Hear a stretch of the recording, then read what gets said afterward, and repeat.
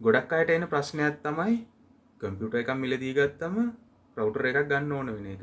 හැබැයි ඔයාගේ අතේ තිබුණු මුදල් ඔක්කොම වියදම් කරලා වෙන්න පුළුවන් මේ කම්පියුටර් එක ගත්තේ. අද මම ඔයාලට කියලා දෙන්නේ එහෙම ඔයාගේ අතේ තියෙන මුදල් වියදම් නොකර කොහොමද ඔයාගේ කම්පියුටර් එකෙන් ඉන්ටර්නෙට් යන්නේ කියලා. මේකට ඔයාට ඕන වෙන්නේ මෙන්න මේ වගේ data cable එකක්. මේක නම් මයික්‍රෝ එකක්. ඔයාගේ type C නම් තියෙන්නේ type C data cable එකක් අවශ්‍ය වෙනවා. ඊළඟට ඔයාගේ ස්මාර්ට් ෆෝන් එක ඕන වෙනවා.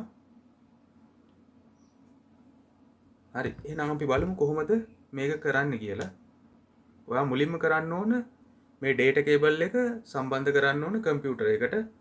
හරි. මම දැන් data cable එක කම්පියුටර් එකට සම්බන්ධ කරලා තියෙන්නේ. ඊළඟට කරන්න ඕන ඔයාගේ ෆෝන් එකට මේ data cable එක සම්බන්ධ කරන්න ඕන. මෙන්න මේ වගේ මැසේජ් එකක් එනවා මේක ඉවත් කරන්න ඕන මෙහෙම. ඊළඟට ඔයා කරන්න ඕන මෙතන තියෙනවා setting එක ටච් කරන්න ඕන. ඊළඟට තියෙනවා මෙතන other wireless connection කියලා ඒක ටච් කරන්න ඕන. මෙතන තියෙනවා USB tiering කියලා මේක on කරන්න ඕන.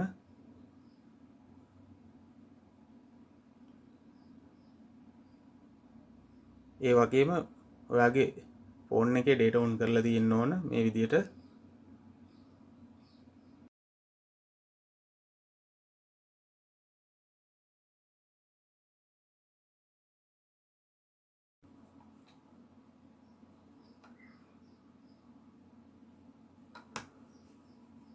මෙන්න මේ විදිහට ඔයාලට බලා ගන්න පුළුවන් කනෙක්ට් වෙලා තියෙන්නේ.